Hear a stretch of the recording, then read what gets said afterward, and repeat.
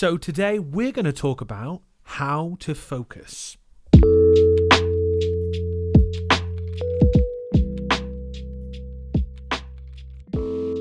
Hello, so today focus is on the agenda. So if you ever kind of try to sit down and do something and there's been a really kind of hazy feeling in your head, or you've been like struggling to like sit down and do something, right? Like struggling to focus. So that's what we're going to talk about today. What I want to focus on starting out with is, I'm a life coach with over 4,000 hours with clients. I have a lot of experience with helping people kind of generate and work on the muscle of focus. So a lot of that's going to be kind of through the lens of that today on the video. So first of all, what is focus? I want to define that first. So focus is what I think a lot of people describe as the flow state, right? So that state where everything else kind of melts away. Athletes talk about this a lot. Musicians talk about this, where they get sucked into the moment, right?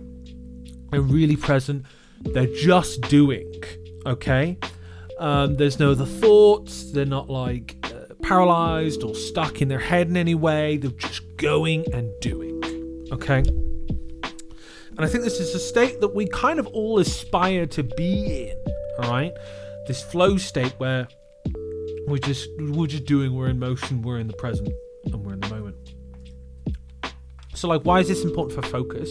I think this is ultimately the goal. I think a lot of us want things to feel kind of effortless in a flow, all right? That we're doing and we're in motion. That's something I feel. I would love to hear in the comments if you guys have different ideas on that, but that's my understanding.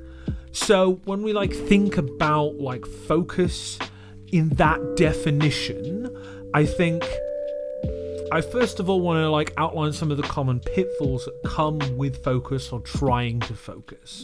So something I noticed that's often the biggest linchpin in trying to focus is alignment. Okay? So when I talk about alignment, I'm talking about what you want to do versus what needs to be done. Okay? So maybe you want to play another game of Valorant, League of Legends, Dota, whatever you play, okay? But you also need to take out the trash. So there's a misalignment there, right? There's a suck in and focus in one direction, and there's a need and a desire in another direction to do something else, okay? And this can be really hard. This conflict can really reduce focus, right? So really, a lot of things I see, especially with people that video game addicts, my experience working with video game addicts and my 4,000 hours of coaching, is that actually it's not that you don't have the focus, it's that the focus is misaligned with what needs to be done versus what you want to do, okay? So when we think about focus, really it's more about the realignment that we need to focus on here. So what do we do about that, right? What do we do about that when video games are really fun and taking the trash out is not fun, okay? So something that we really need to be aware of when we want to build up this focus, that's part of these pitfalls I'm going to outline here, is the states that video games bring us to. So as you heard my definition before, right, with video games, it might be hey, well, actually, I'm kind of in a flow state when I play video games. I'm not thinking about anything else. I'm just playing the game. I'm maybe having fun with my buddies, right? Or I'm on social media and I'm not thinking about anything. Is that not a flow state? And no, it's not a flow state. And I want to explain why. So there's a part of your brain called the default mode network, okay? It's right at the back. It's one of the oldest parts of your brain.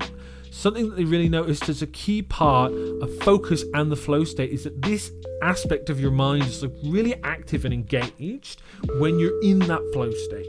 So when you're playing video games, you're on social media, that part of your brain is turned off, basically. A lot of people believe that's the part of your mind that has a significant contribution to our brain's ability to have a self, right? To have an ego, to have a who we are, okay? So when the part of your brain's turned off, you're actually not engaging yourself in it. You're kind of actually psychologically pulling away part of you is from the experience, right? You're kind of dissociating, some might call it, from yourself when you're playing a video game, and instead you're your Dota character or your Valorant character or whatever, right? And you're in that kind of experience, but you're not in yourself. That's the difference here. Okay. So like, how does this all relate to focus?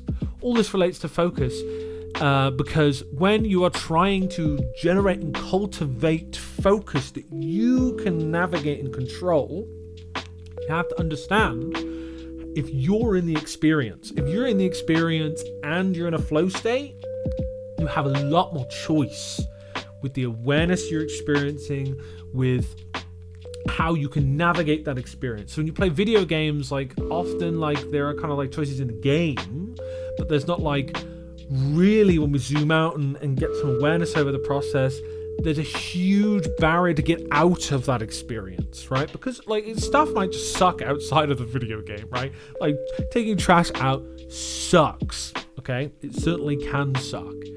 But when we think about cultivating focus, what we really want to do here is practice with our mind and train it to like literally focus on something. So like a practice that I picked up over my years is looking at an object for as long as I can, and then like noticing when my mind gets bored, and then change to another object in the room and rotate around that to just gauge where you're at focus wise. Okay, it's like a really simple practice. I would really encourage you to try it out. I would do it for maybe a couple minutes to begin with and see like how your mind responds to being bored, because awareness is really important in this. Because when you can cultivate a state of being present and accepting the boredom and working against the boredom, that's when you get more control over the focus. Okay? But something else we really need to put on here is actually like something that I don't think is talked about enough when we think about focus. It's actually grief. A lot of grief comes with improved focus. So you need to like grieve a lot of possibilities. So in my opinion, a big part of this alignment I've been talking about before is that to be aligned, you need to choose a lane, right? You need to be focused in one direction. You need to grieve many possibilities. When you're in a position where you have a lot of choices, focus is kind of impossible, right? Because it's like, well, I woke up today and like I could have gone for a walk, or I go to work and I could do my job in this way, or I could play this game, or I could play that game, or in this game world I could do this option and that option, and there's this possibility, that possibility. There's potential everywhere, right? And I think a really big part of the challenge there is actually when you have so many choices that like our world kind of gives us at the moment, we don't really like get to fully commit to any of them, right? We have loads of videos. You got loads of videos around me right now, if you're watching this video, right? And it really makes it hard to like create a degree of like life alignment with all of these options. I think this is why like mental health is on the decline, in my opinion, because like back in the day, like we had a degree of focus because we had no other choices, right? It was just like, this is how life is. I'm going to shovel shit my whole life, and that's just how it is, right? I have to grieve the other potentials. We didn't know there were so many potentials back in the day, a lot of us relative to now, but there were a lot fewer options to potentially grieve, okay? And like the reality of things is like, as we grow, we have fewer and fewer choices. And it's part of my belief that like, as we grow, you know, our frontal lobe also improves, which helps with executive functioning and managing and regulating emotions. But also, we have less options, and that kind of just forces us to like focus and like lock in on the thing in front of us, right?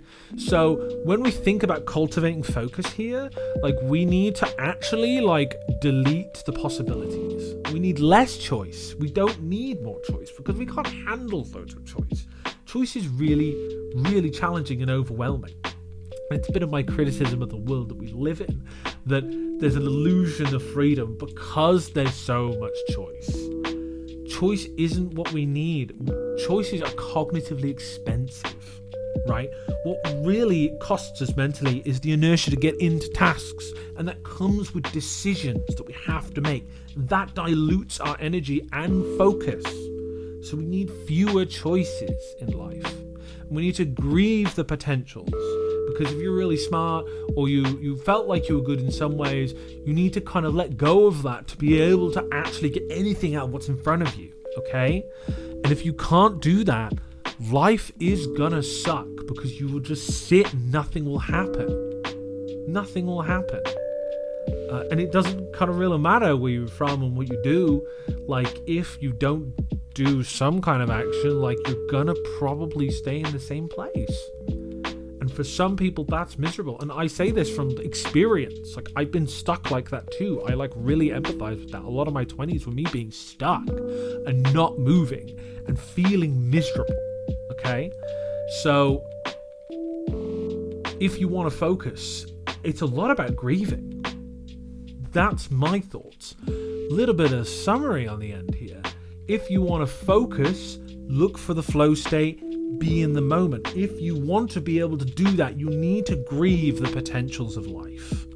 Okay? You need to give things up so you have fewer things to choose from. Fewer choices, less energy spent, more being in the action instead of around the action. I would love to hear your thoughts in the comments.